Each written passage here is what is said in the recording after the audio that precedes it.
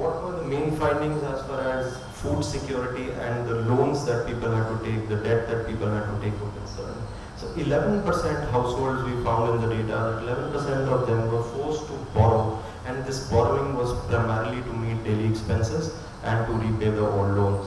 So what you see on this graph is basically the users for the borrowing that they had done. So this is a breakup of the 11%. So 11 out of every 100 households borrowed, and 70% of them borrowed for meeting their daily expenses like food and healthcare, and about 23% to repay old loans, and the rest for child schooling also. So they don't add up to 100 because there were multiple reasons why people borrowed. So ಆದಾಯ ನಷ್ಟ ಆಗಿದೆ, ಸಾಕಷ್ಟು ಜನ ಸಂಕಟಕ್ಕೆ ಒಳಗಾಗಿದ್ದಾರೆ. ಆದರೆ ಅವರು ಜೀವನವನ್ನು ನಿಭಾಯಿಸೋದು ಹೇಗೆ ಅಂತ ನೋಡಿದ್ರೆ ಅವರು ಸಾಕಷ್ಟು 11% ಅಷ್ಟು ಕುಟುಂಬಗಳು ಬೇರೆ ಬೇರೆ ರೀತಿಯಲ್ಲಿ ಸಾಲವನ್ನು ಪಡಿಬೇಕಾಯ್ತು. ಯಾತಕ್ಕೋಸ್ಕರ ಸಾಲ ಪಡಿಬೇಕು ಅಂದರೆ ದಿನನಿತ್ಯದ ಜೀವನವನ್ನು ನಿರ್ವಹಣೆ ಮಾಡಲಿಕ್ಕೆ ಅವರು ಸಾಲ ಪಡಿಬೇಕಾಗುತ್ತೆ. ನೋಡಿ, ಅದರಲ್ಲಿ ಸಾಲ ಪಡೆದವರಲ್ಲಿ ಸುಮಾರು 70% ಜನ ಊಟ ಮಾಡಲಿಕ್ಕೆ, ಆರೋಗ್ಯಕ್ಕಾಗಿ ಮತ್ತು ದೈನಂದಿನ ಅಗತ್ಯಗಳನ್ನು ಪೂರೈಸೋದಕ್ಕೆ ಅವರು ಸಾಲ ಪಡೆದಿದ್ರು. ಮತ್ತು ಹಳೆಯ ಸಾಲವನ್ನು ತೀರಿಸಲಿಕ್ಕೆ ಇನ್ನೊಂದು ಸಾಲ ತಗೊಂಡು ಮಾಡಿದ್ದಾರೆ. ಅದರಲ್ಲಿ ಒಂದು 25% ಜನ ಇದ್ದಾರೆ. ಮತ್ತು ಮಕ್ಕಳ ಶಾಲೆಗೆ ಫೀಸ್ ಕಟ್ಟಲಿಕ್ಕೆ ಅದನ್ನು ನೋಡಿದ್ರೆ ಸಾಕಷ್ಟು ಪ್ರೈವೇಟ್ ಶಾಲೆಗಳಲ್ಲಿ ಫೀಸ್ ಕಟ್ಟಕ್ಕೆ ಆಗದೆ ಇರುವಂಥ ಸ್ಥಿತಿ ಬಂತು. ಅದಕ್ಕೋಸ್ಕರ ಕೂಡ ಅವರು ಸಾಲ ತಗೊಂಡು ಆ ಕೆಲಸವನ್ನು ಮಾಡ್ತಾರೆ. So 11 out of 100 households could borrow, but there were other households who wanted to borrow but could not borrow. They did not have access to these loans. So 12% households could not borrow. They wanted to borrow. There was a need that they expressed that they wanted to borrow, but they could not borrow. This number was higher in the data that we have. This number was higher for Muslims and OBCs. The average loan amount that people took, pre-COVID people had households who had borrowed. They had about, on an average, 75,000 rupees of loan. Between the two lockdowns, people could borrow, whoever could managed to borrow another 47,000. And after May 21, till the time period that we did the survey, till October 21, people had borrowed, who could borrow, they borrowed 41,000. So the loan amounts have been coming down, and there has been exclusion. People could not borrow despite wanting to borrow. 11% ಅಷ್ಟು ಕುಟುಂಬಗಳು ಸಾಲ ತಗೊಂಡು ಏನೋ ಜೀವನ ನಿರ್ವಹಣೆ ಮಾಡ್ತಾರೆ. ಇನ್ನು ಬೇರೆ 12% ಅಷ್ಟು ಕುಟುಂಬಗಳು ಸಾಲ ಬೇಕಾಗಿತ್ತು, ಅವರಿಗೆ ಸಾಲ ಸಿಗಲಿಲ್ಲ.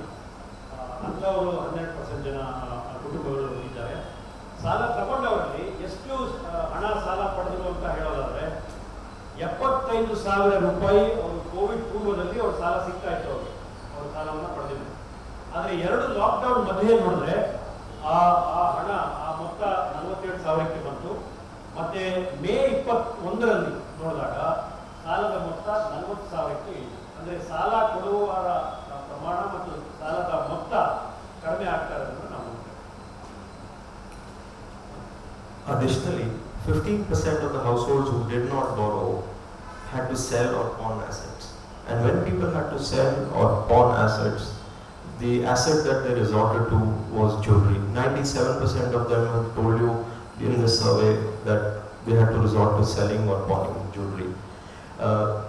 The reliance on informal sources of lending, like borrowing from from your employer or the contractor or friends and family, etc., that increased during the COVID period.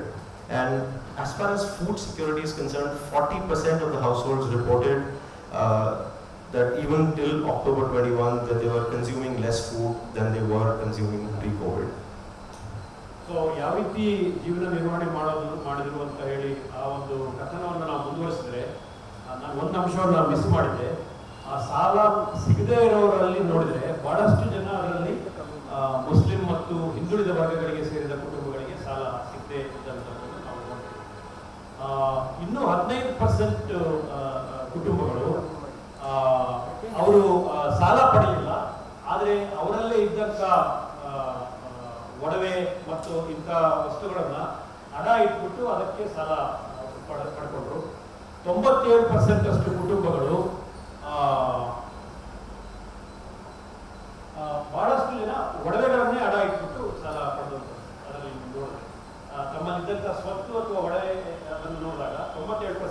ಮರಳನ್ನು ಅಡ ಇಟ್ಬಿಟ್ಟು ಅದಕ್ಕೆ ಸಾಲ ಪಡೆದಂಥದ್ದು. ಮತ್ತೆ ಸಾಕಷ್ಟು ಜನ ಸಾಲ ಪಡೆದವರು ಯಾರು ಬ್ಯಾಂಕು ಆ ಥರದ ಅಫಿಷಿಯಲ್ ಮೂಲಗಳಿಂದ ಸಾಲ ಸಿಗಲಿಲ್ಲ.